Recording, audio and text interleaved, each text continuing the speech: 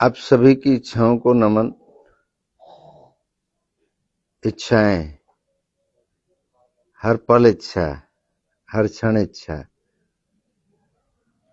हर समय इच्छा, रात इच्छा, दिन इच्छा, 24 घंटे इच्छा, हर सेकंड इच्छा, हर मिनट इच्छा, हर घंटे इच्छा। आखिर ये इच्छाएं इतनी पैदा क्यों होती हैं? क्यों होती हैं ये इतनी इच्छाएं पैदा? ये एक सवाल है। और ये इच्छाएं कहां से पैदा होती हैं? कहां से आती हैं ये इच्छाएं? ये जानना भी बहुत जरूरी है। इन इच्छाओं का गणित क्या है और इन इच्छाओं की पूर्ति क्यों नहीं हो पाती है? क्या चाहिए इच्छा पूर्ति करने के लिए? क्या कोई चमत्कार चाहिए? क्या कोई परमात्मा पूरी करेगा? या हमारी इच्छा है तो हम ही पूरी करेंगे? ये बहुत से प्रश्न हैं जो शायद हम सब, आपके लिए, हमारे लिए, सबके लिए एक रहस्य है। इन इच्छाओं को हम क्यों पूर्ण करना चाहते हैं? ये सारी इच्छाएं हमारी ही क्यों पूर्ण हो? इच्छाएं तो दूसरों की भी अनंत हैं। आपकी इच्छाओं को रोकने की भी इच्छाएं दुनिया की लगी होंगी। अगर आपका सम्मान है तो आपको सम्मान के गिराने के लिए भी बहुत से लोगों की इच्छाएं काम कर रही होंगी। अगर आप पैसे वाले हैं तो आपके पैसे को, धन को मिटाने की इच्छाएं भी बहुत लोगों की लगी होंगी। अगर आप स्वस्थ हैं तो आपके स्वास्थ्य को खराब करने के लिए भी बहुत लोगों की इच्छाएं लगी होंगी। आप खुश हैं तो आपको दुखी देखने के लिए भी बहुत से लोगों की इच्छाएं काम कर रही होंगी। ये इच्छाओं का गणित किस प्रकार से काम करता है? कहां से आती हैं ये इच्छाएं? क्यों आती हैं ये इच्छाएं? जरूरत के लिए इच्छाएं आना तो ठीक है, लेकिन जरूरत बनाना इच्छाओं को, ये कहां तक ठीक है? और सब अपनी अपनी इच्छाएं पूर्ण कर रहे हैं, लेकिन कुछ नया करने की इच्छा बहुत लोगों को जिद हो जाती है कि मुझे ये करना है। उस इच्छा का गणित क्या है? वो कहां से आती है?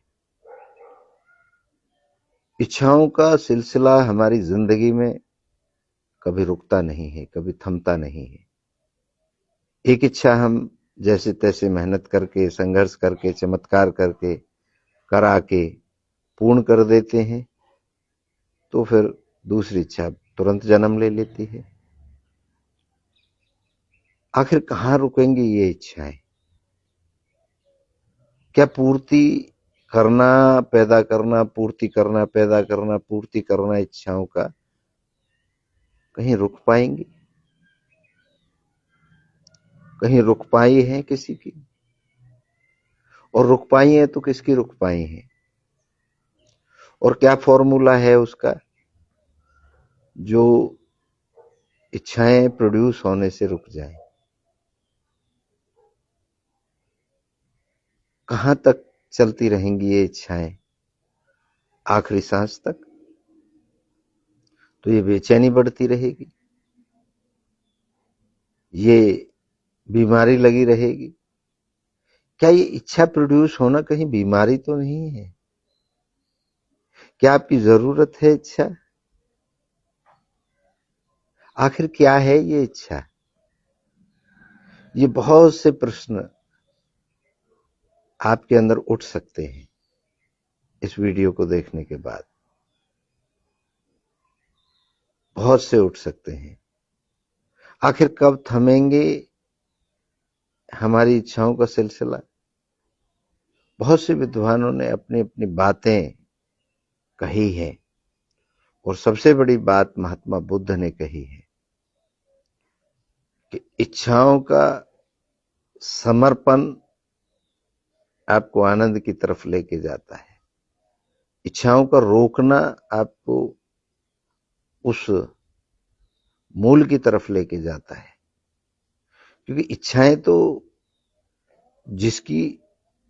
जिसको आप प्राप्त करने की इच्छा कर रहे हो उसकी भी नहीं रुक रही, वो भी अपनी इच्छाओं को पूर्ण करने में लगा हुआ है, किसी को मारने में, किसी को जिंदा करने में, किसी का हिसाब रखने में। अगर आप परमात्मा को इच्छा का सृजन मानते हैं तो वो भी तो, उनकी भी तो इच्छाएं पूर्ण करने में वो भी दिन रात लगे हुए हैं,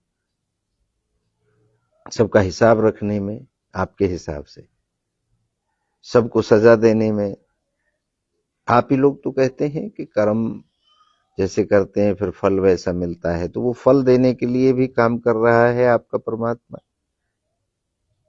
पैदा कर रहा है नए नए जीव जंतु, नए नए लोग, नई नई चीजें, और उनको मार करके, उनको खत्म करके, उनको मिटाने का काम भी कर रहा है। वो भी अपनी इच्छाओं में संलग्न है। अगर यही सही है तो आखिर सही है क्या? कभी आपके दिमाग में एक कोई विचार ऐसा नहीं आया? चमत्कार से भी अगर आप किसी इच्छा को किसी कारण से पूर्ण कर लेते हैं तो फिर नई इच्छा जन्मती है, फिर उसको पूरा कर लेते हैं, फिर उससे आगे की नई जन्मती है। किसी का धन लूट लेते हैं, किसी को यातना दे देते हैं और वो यात्रा में खत्म हो जाता है, तो फिर आपकी नई इच्छा जन्म लेती है। तो ये इच्छाएं आखिर रुकेंगी कहां? हमें पहुंचना कहां है? हमें जाना कहां है? क्या हम मजबूरी में अपनी इच्छाओं का त्याग करते हैं या हम अपनी इच्छा से इच्छा का त्याग करते हैं? अपनी जो मूल इच्छा है उससे तो हम त्याग नहीं कर पाते शायद। तो ये छोटे छोटे से मैंने कुछ प्रश्न आपके लिए छोड़े हैं, इन प्रश्नों पे आप विचार कर सकते हैं और फिर अपनी एक लय, एक ध्वनि, एक दिशा बना सकते हैं। आनंद को चुनने की हर किसी की इच्छा है, खुश रहने की हर किसी की इच्छा है, लेकिन वो हमसे कोसों दूर क्यों रहती है? यही प्रश्न है। इस पर विचार करें और मुझे कमेंट करें। धन्यवाद।